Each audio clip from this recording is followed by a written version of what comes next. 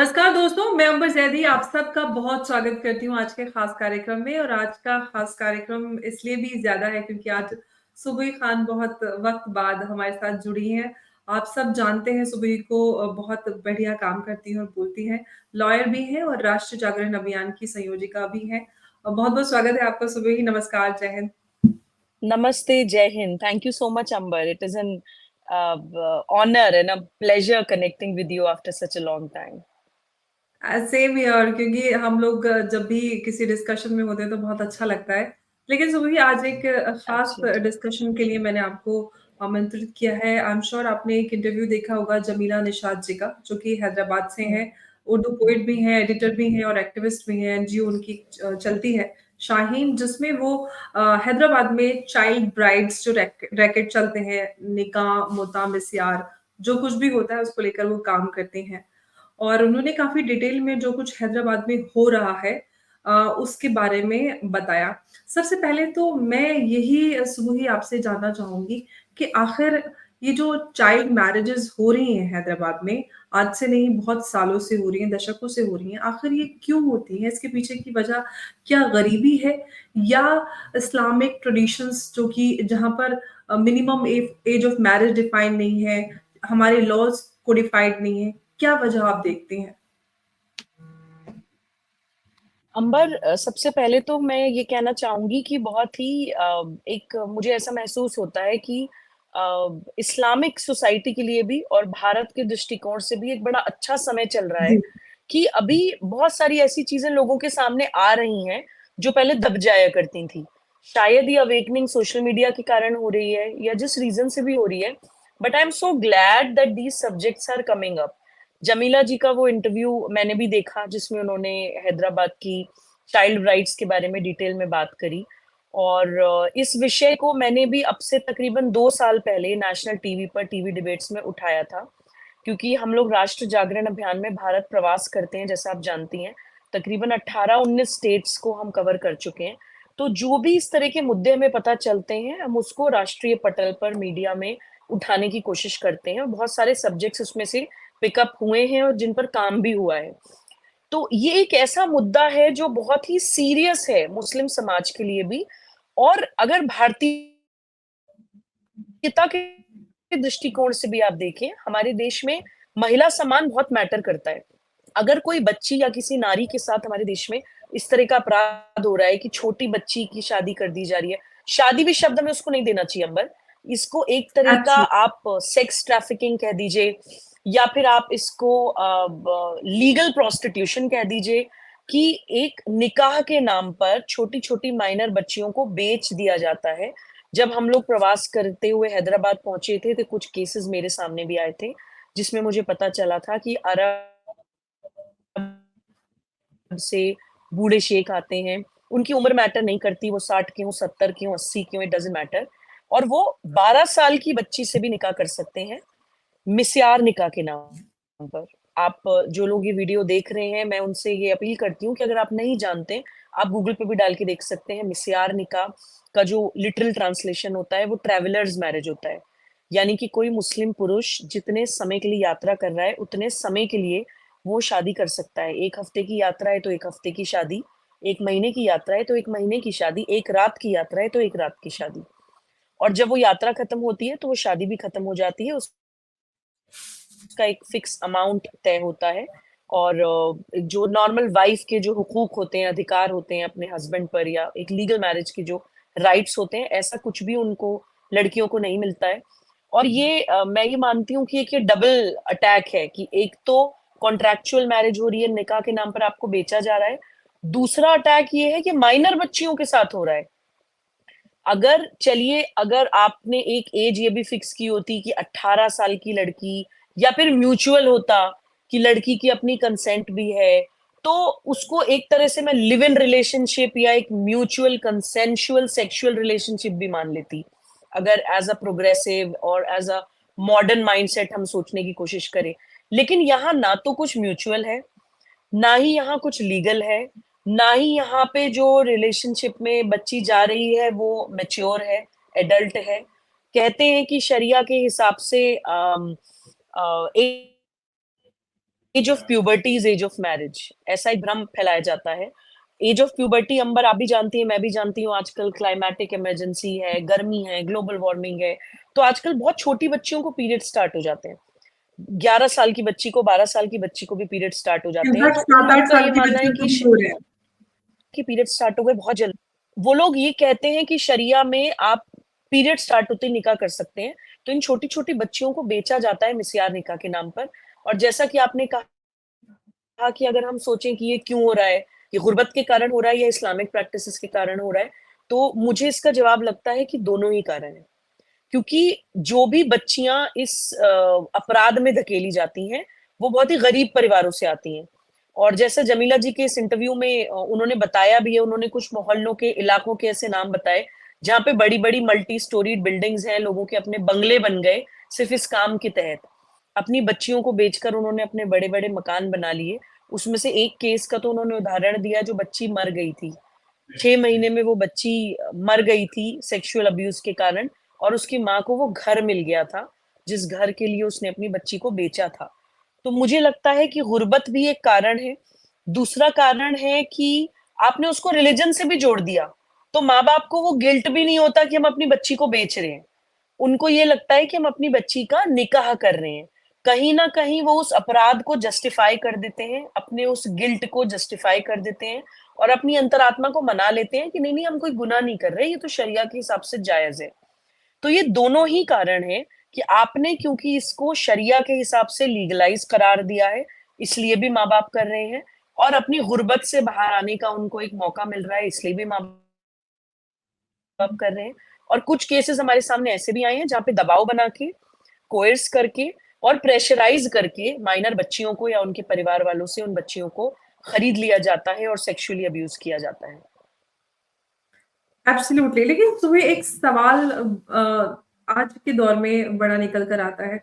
1400 साल पहले, 1000 साल पहले रहा होगा कि किसी छोटी बच्ची की शादी किसी बुजुर्ग शख्स से करा दी जाती होगी। लेकिन आज की मॉडर्न सोसाइटी में जहाँ पर हम एक डेमोक्रेटिक सेटअप में रहते हैं, सबके राइट्स डिफाइंड हैं, ऐसे में ये ऑब्सेशन जो नज़र आता है ख़ास तौर से मुस्लिम पुरुषों में, कि उनको छोटी बच्ची से जो शादी करनी होती है, आखिर ये क्या ऑब्सेशन है कि आपको 8 साल, 12 साल, 15 साल की बच्ची से निकाह करना है?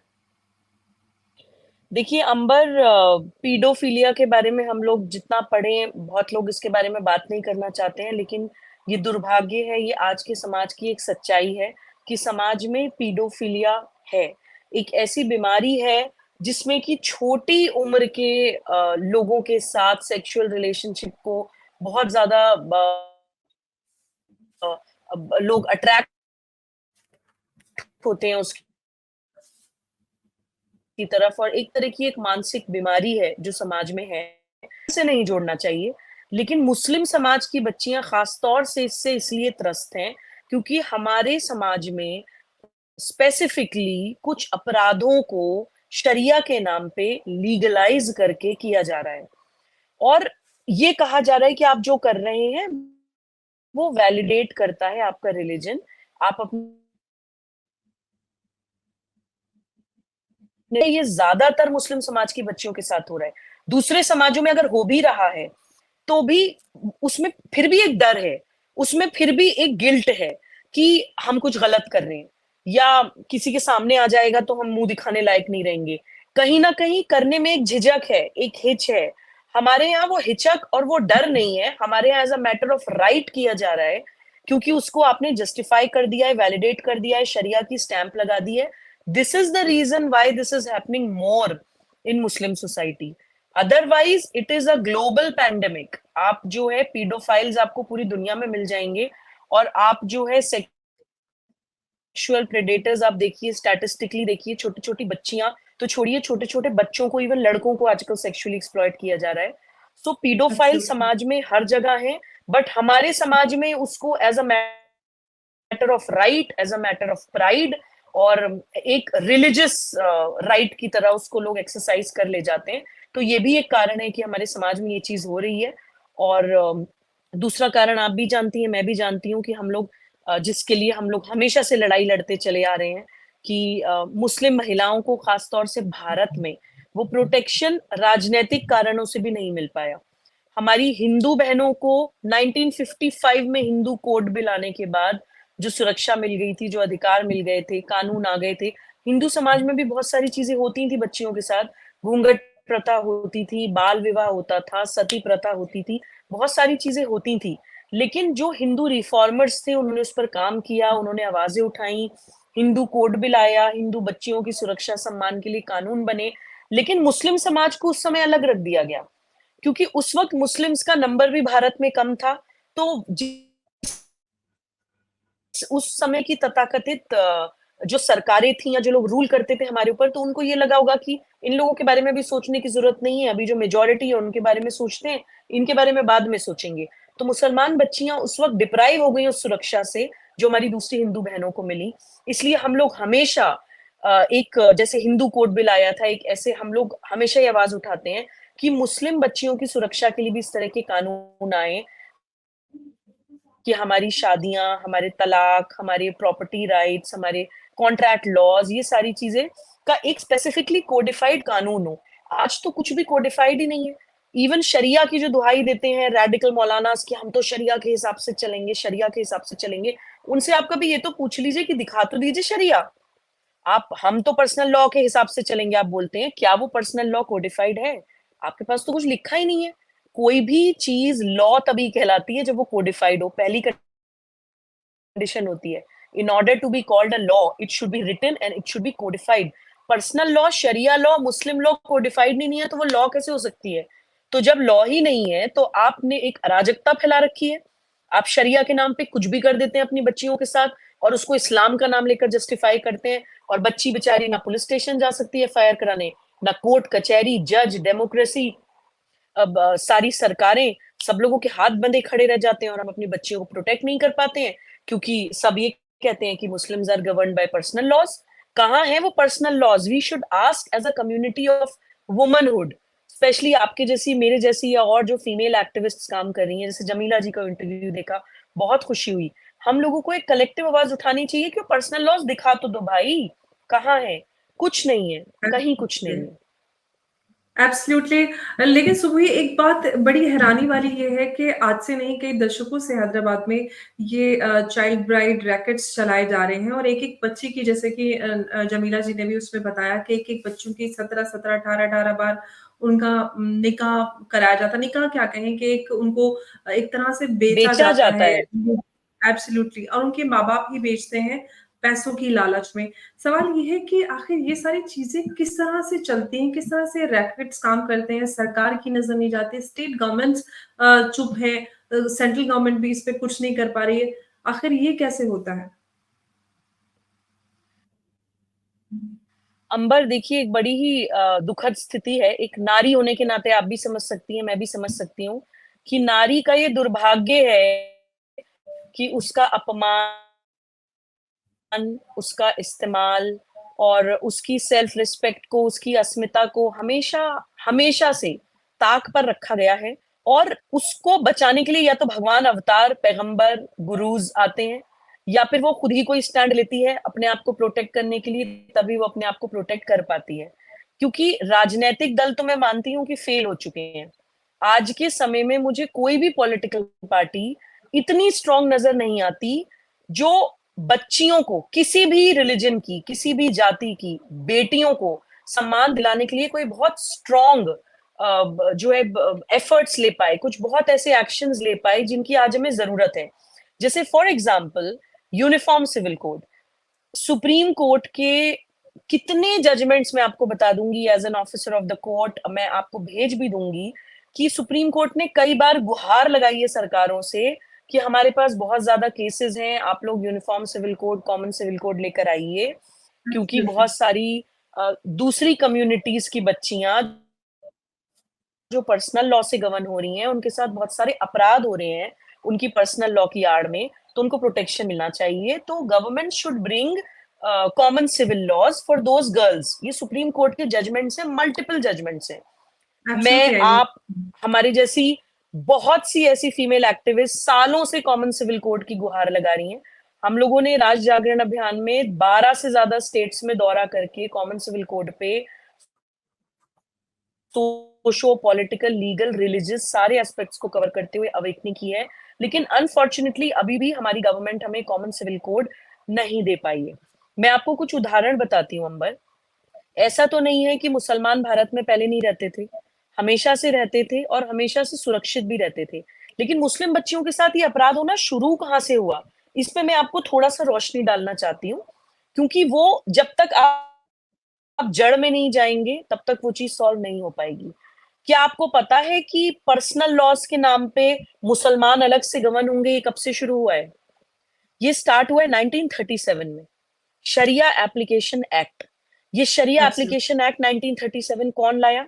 ये शरिया जी। एप्लीकेशन एक्ट 1937 कोई हमारे प्रॉफिट मोहम्मद तो लाए नहीं। शरिया एप्लीकेशन एक्ट कोई इस्लाम का हिस्सा तो है नहीं। शरिया एप्लीकेशन एक्ट ब्रिटिश और मुस्लिम लीग द्वारा लाई गई एक ऐसी एक्ट है जो भारत में विभाजन के बीज डालने के लिए बनाई गई, कि भाई मुसलमानों को अलग रखो ताकि अपने आप को अलग माने, एंड डिवाइड एंड रूल हम इनको करते रहे, हमारी सत्ता चलती रहे। उसमें ब्रिटिश का भी फायदा था, उसमें मुस्लिम लीग का भी फायदा था, क्योंकि उनको टू नेशन थ्योरी को प्रमोट करना था, उनको पाकिस्तान बनाना था, उनको प्राइम मिनिस्टर बनना था। तो इस तरह की चीजें करने के लिए शरिया एप्लीकेशन एक्ट लाई गई। आज हम लोगों के पास सब कुछ इतना आसान है अगर हम लोग सिस्टमैटिकली रिसर्च करें। मैं अभी बोलती हूँ स्पेशली पढ़ी लिखी फीमेल एक्टिविस्ट्स को, आप जाइए गूगल पे टाइप करिए शरिया एप्लीकेशन एक्ट 1937, एक दो पन्नों की एक्ट है, उसमें कुछ डिटेलिंग नहीं है, उसमें सिर्फ ये लिखा है कि Muslims will be governed by their personal laws. अब वो पर्सनल लॉज कहाँ है भाई?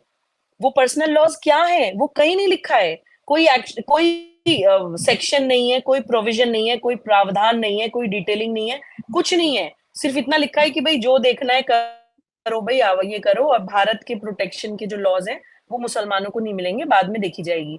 अब ये शरिया एप्लीकेशन एक्ट हम आज तक ढो रहे हैं। हमारी आज तक सरकारें एक ऐसी एक्ट जो टू नेशन थ्योरी को प्रमोट करने के लिए बनाई गई थी, उसको हम आज तक स्क्रैप नहीं कर पाए हैं। हम उसके बर्डन को सर पे लेकर घूम रहे हैं शरिया एप्लीकेशन एक्ट के, और उस कारण मुसलमान बच्चियों के साथ क्या क्या अपराध नहीं हो रहा है। अंबर, हम जो ये चाइल्ड मैरिज की बात कर रहे हैं, ये पॉक्सो एक्ट का वायलेशन है। हमारे देश में कितनी स्ट्रॉन्ग एक्ट है माइनर बच्चियों के साथ सेक्सुअल ऑफेंसेस, 20-20 साल की सजा है, लेकिन वो पॉक्सो एक्ट भारत की मुसलमान बच्चियों को प्रोटेक्ट नहीं करता है, because they will covered by शरिया एप्लीकेशन एक्ट 1937।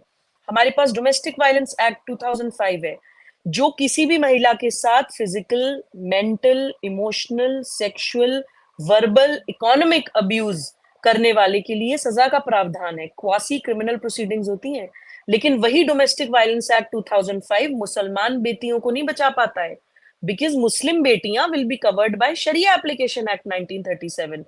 मुस्लिम बच्ची के साथ ही हर तरह की वायलेंस होती है अंबर। पहले ट्रिपल तलाक हो जाया करता था, चलिए फॉर्चुनेटली भारत सरकार ने उसको बैन कर दिया, थोड़ी सी कमी आई है ट्रिपल तलाक होने में, लेकिन अभी भी होता है समाज में, क्योंकि वो बच्चियां मान लेती हैं कि हमें तलाक हो गया, तो वो लड़ने नहीं पहुंच पाती हैं, एफआईआर लॉन्च करने नहीं जा पाती हैं, फिर डिपेंडेंट है अपने परिवारों पर, कमाती नहीं है, तो अपनी लीगल रेमेडी को अवेल नहीं कर पाती हैं। फिर भी चलिए मैं सरकार का ये धन्यवाद करती हूँ कि ट्रिपल तलाक उन्होंने, तलाक बिद्दत उन्होंने बैन किया। एटलीस्ट कहा कि एक तिनके का सहारा कुछ बच्चियों को मिला जो बहुत ज्यादा टॉर्चर हुआ करती थी ट्रिपल तलाक के कारण। फिर हमारे समाज में अगर ट्रिपल तलाक या कोई भी किसी भी तरह का तलाक देने के बाद आप अपनी उस बीवी से दोबारा निकाह करना चाहते हैं, तो आप उसका हलाला कराएंगे। हलाला के लिए उसको किसी दूसरे पर पुरुष के साथ, किसी नॉन महरम के साथ शादी करनी पड़ेगी, और सिर्फ ऑन पेपर शादी नहीं होगी, आपको कंस्यूमेट भी करना पड़ेगा। दैट मीन्स आपको शारीरिक संबंध भी बनाने पड़ेंगे दूसरे पति के साथ, फिर वो दूसरा पति आपको तलाक देगा, तब आप अपने पहले पति से दोबारा शादी कर सकती हैं। तलाक पति ने दिया, गुस्सा उसको आया, आपा उसने अपना खोया, लेकिन भरेगी कौन? नारी। महिला का हलाला होगा, फिर वो दोबारा उसी पति से शादी करेगी जिसने इतने टॉर्चर से उसको गुजारा है। हमारे समाज में मुस्लिम महिलाओं के साथ बहु विवाह, मल्टीपल मैरिजेस आज भी होती है, और ये तो मैंने इवन पढ़े लिखे परिवारों में देखा है।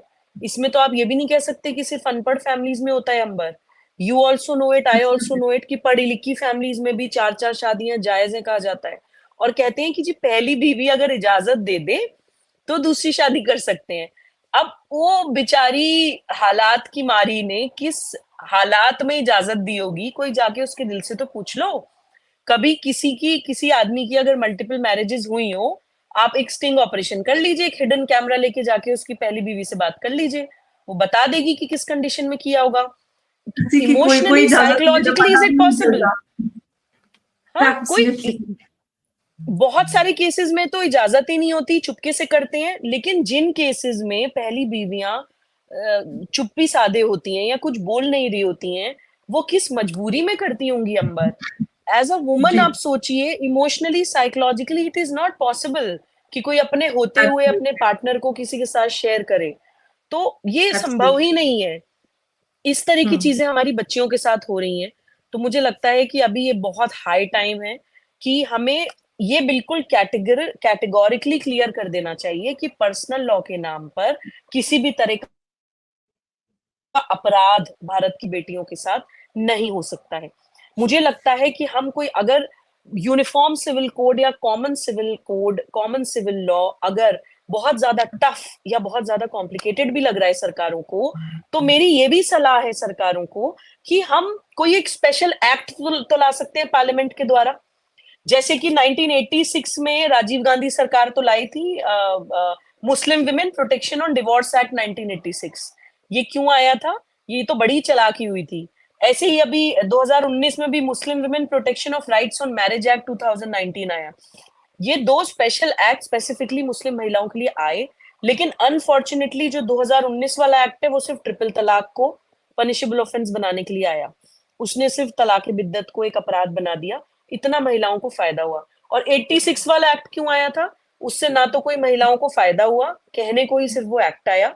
लेकिन मैं ये दो एग्जाम्पल इसलिए दे रही हूँ कि जैसे ये दो एक्ट्स आई, ऐसे एक और कोई एक्ट आए मुस्लिम विमेन हम्म। प्रोटेक्शन के लिए, जिसमें अगर हम सिर्फ एक क्लॉज भी डाल देते हैं ना, तो सारी समस्या का हम्म। समाधान हो जाएगा। हम उसमें अगर ये जी। भी डाल देते हैं कि भाई जब तक देश में uniform civil law common civil law नहीं आती है, पर्सनल लॉ के नाम पर आप भारत की किसी भी क्रिमिनल लॉ का वायलेशन नहीं कर सकते।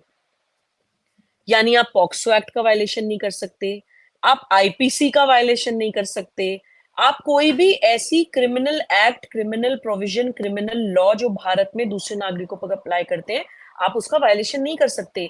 इतना सिंपल सा क्लॉज डाल के अगर एक एक्ट आ जाती है, तो वो बहुविवाह को भी रोक देगी, वो मिसयारनिका को भी रोक देगी, वो चाइल्ड मैरिजेस को भी रोक देगी, वो बहुत सारे अपराधों को रोक देगी जो अभी ये लोग बच जाते हैं कह के कि ये तो सिविल लॉज है, इसमें आपका कोई लेना देना नहीं है।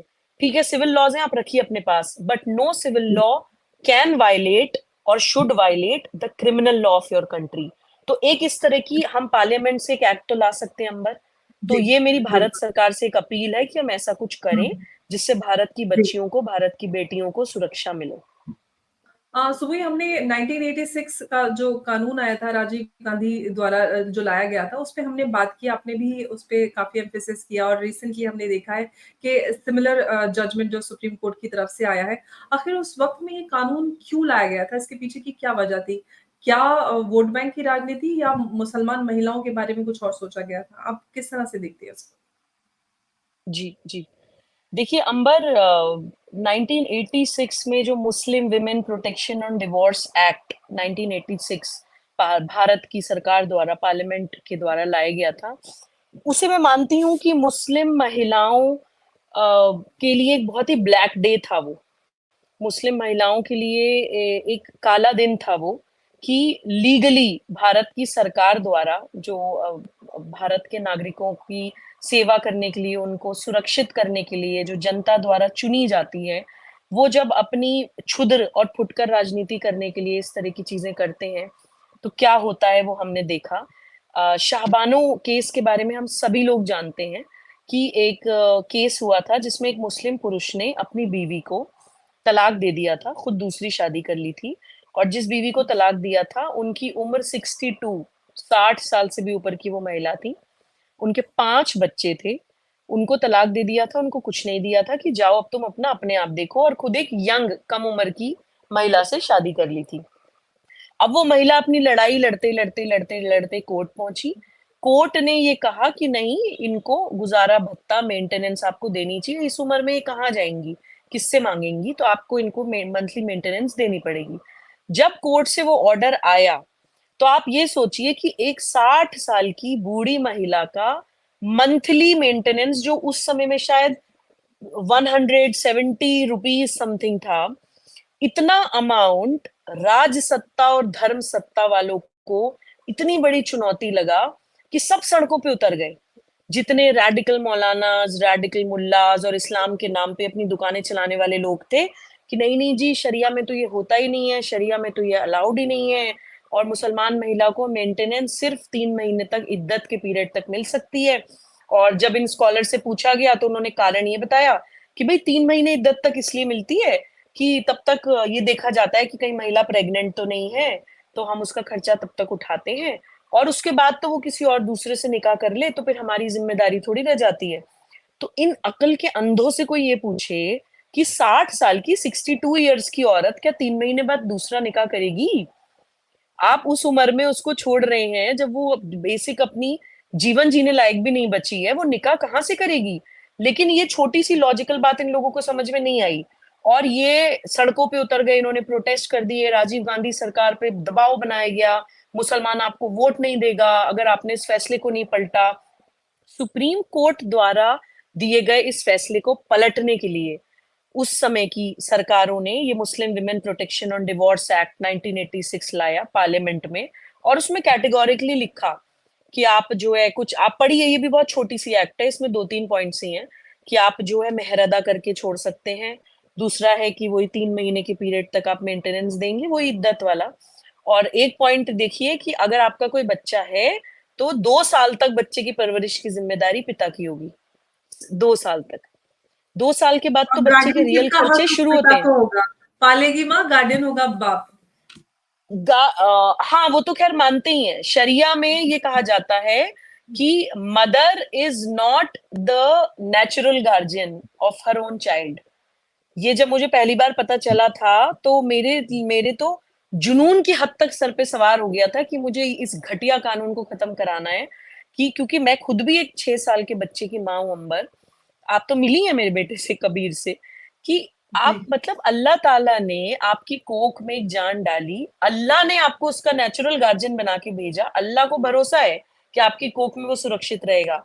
लेकिन ये घटिया रैडिकल लोग ये तय करेंगे that mother is not the natural guardian. शर्म, आप मतलब आप घटियापन का स्तर देखिए। Mother is not the natural guardian of her own child. ये शरिया के नाम पे ये बात बोलते हैं। खैर, हम आउट ऑफ द टॉपिक चले गए इमोशन में आके, जी। तो coming back to the topic, ये कहा गया कि 2 साल तक पिता अपने बच्चे का भरण पोषण करेगा। बच्चे की शिक्षा, वो एजुकेशन, बढ़ पलेगा, पढ़ेगा, पोसेगा कैसे, कुछ किसी से कोई मतलब नहीं है। आप तो दूसरी शादी करके बैठ जाइए, 3 महीने तक औरत को पैसे दीजिए, मेहर के नाम पे उसके मुंह पर मारिए और आगे चलते बनिए। और मेहर के नाम पे भी, अंबर, हम सब लोग जानते हैं कि मेहर को भी ये कहते हैं कि जी लड़की ने माफ कर दी। यही कहते हैं ना कि मेहर लड़की ने माफ कर दी। कब माफ करी जी?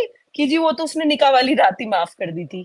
अब वो, ये किस तरह का घटियापन होता है अंबर। कभी दुख भी होता है, रोना भी आता है, गुस्सा भी आता है, हंसी भी आती है। तो खैर, ये एक्ट राजीव गांधी सरकार द्वारा लाया गया था, सो कॉल्ड पढ़े लिखे मॉडर्न लोगों द्वारा लाया गया था, ताकि मुस्लिम समाज में जो एक आक्रोश पनप रहा था उसको दबाया जा सके। ये वाली बात मैं जब भी याद करती हूँ मेरे मन में बहुत ज्यादा सम्मान आता है। हमारे जो केरल के गवर्नर हैं, आदरणीय आरिफ एब्सोल्युटली। मोहम्मद खान जी, उस वक्त शायद आरिफ भाई एकमात्र मुसलमान पुरुष थे कांग्रेस में जिन्होंने स्टैंड लिया था, और आई थिंक वो कैबिनेट मिनिस्टर थे उस समय। लेकिन एब्सोल्युटली उन्होंने पूरा उन्होंने वो पॉलिटिकल के लिए सेक्रीफाइस किया। एग्जैक्टली पद तक त्याग दिया उस आदमी ने कि नहीं नहीं जी ये नहीं होगा, क्योंकि उनको अपनी बच्चियों की चिंता थी, उनको अपनी कौम की बेटियों की चिंता थी कि ये गलत है।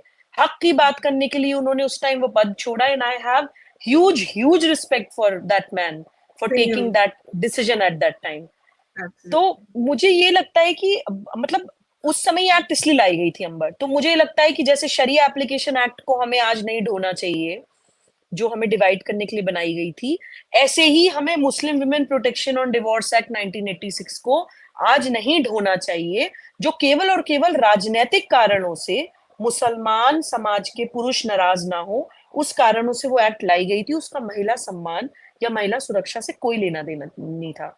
तो आज की Absolutely. सरकारों को, प्रेजेंट गवर्नमेंट को उस एक्ट को स्क्रैप कर देना चाहिए. We do not need it anymore. और हमें एक नई एक्ट बनानी चाहिए मुसलमान महिलाओं के प्रोटेक्शन के लिए. जैसा कि मैंने वीडियो में पहले भी बोला कि कोई भी पर्सनल लॉ भारत की किसी भी क्रिमिनल लॉ का वायलेशन नहीं कर सकती. अगर करेगी तो जो सुपरसीड करेगी वो क्रिमिनल लॉ करेगी.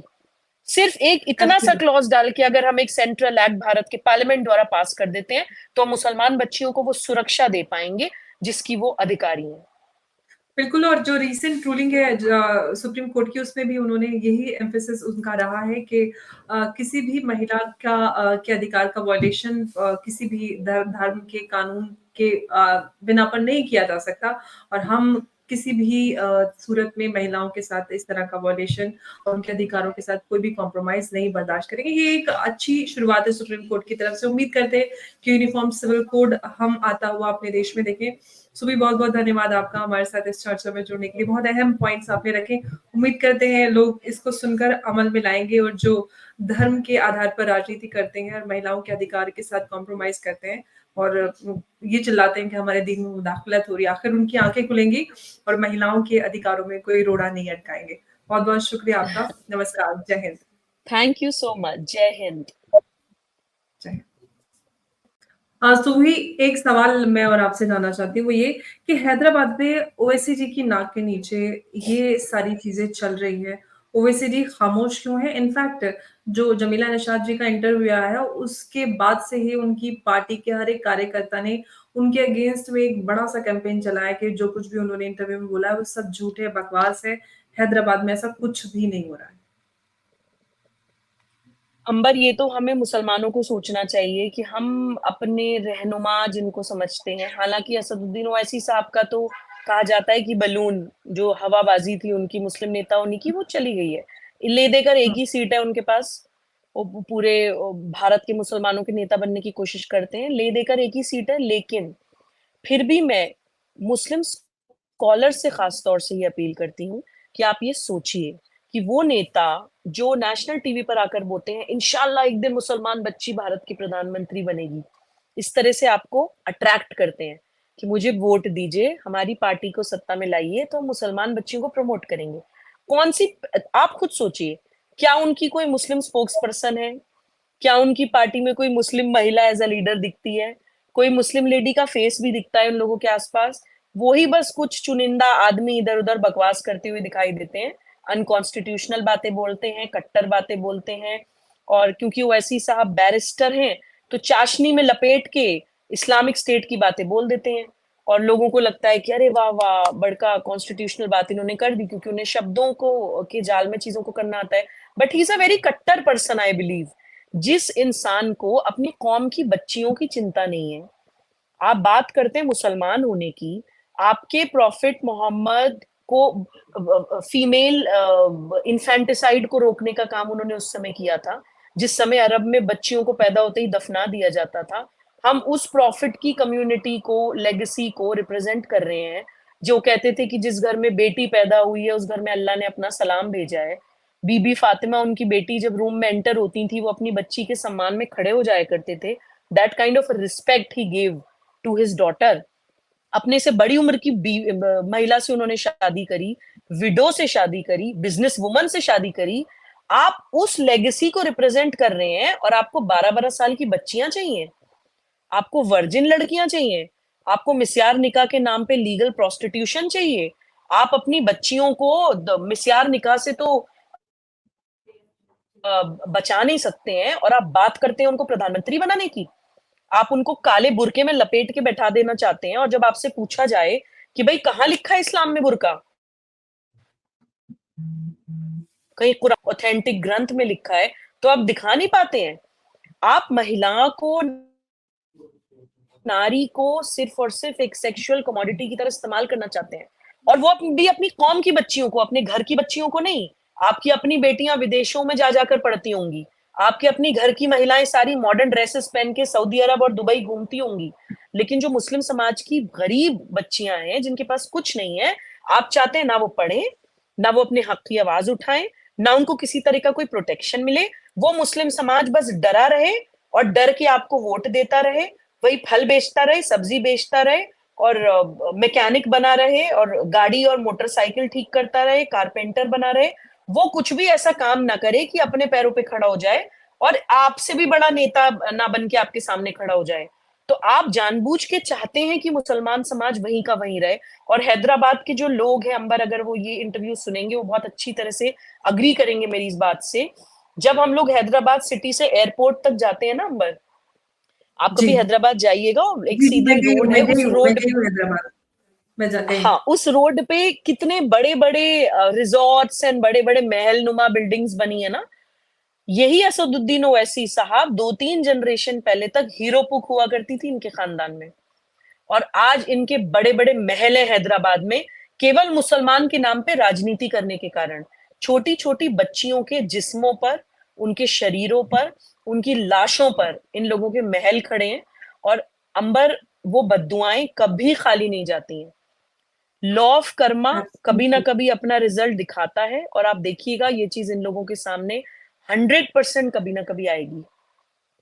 बिल्कुल, बहुत इम्पोर्टेंट बात सुबह आपने कही क्योंकि जो मासूम कमसिन बच्चियाँ हैं, उनके साथ जो ज़्यादती हो रही है इस्लाम के नाम पर और शरिया लॉ के नाम पर, उसका जवाब ज़रूर ऊपर वाला भी देगा और एक दिन उम्मीद करते हैं कि भारत सरकार भी देगी क्योंकि उनके पास वो शक्ति और वो अधिकार है कि भारत की मुस्लिम बच्चियों को, महिलाओं को वो अधिकार दें जो संविधान ने सुनिश्चित किया है। अनफॉर्चुनेटली हम भारत के नागरिक हैं लेकिन पूरे अधिकार हमें नहीं मिलते हैं।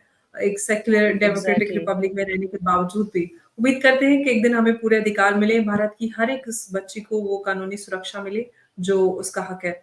सो ये बहुत-बहुत आपका शुक्रिया। आप इस चर्चा में जुड़े हैं, आपने बहुत अहम बिंदु हमारे साथ साझा किए हैं। उम्मीद करते हैं कि दर्शक इसको देख रहे होंगे और जो भी मुसलमान भाई-बहन इस चीज़ को देख रहे हैं, इसके खिलाफ ज़रूर आवाज़ उठाएँ क्योंकि बहुत अहम मुद्दा है। बहुत-बहुत आपका धन्यवाद सुबह। नमस्कार, जय हिंद, जय भारत।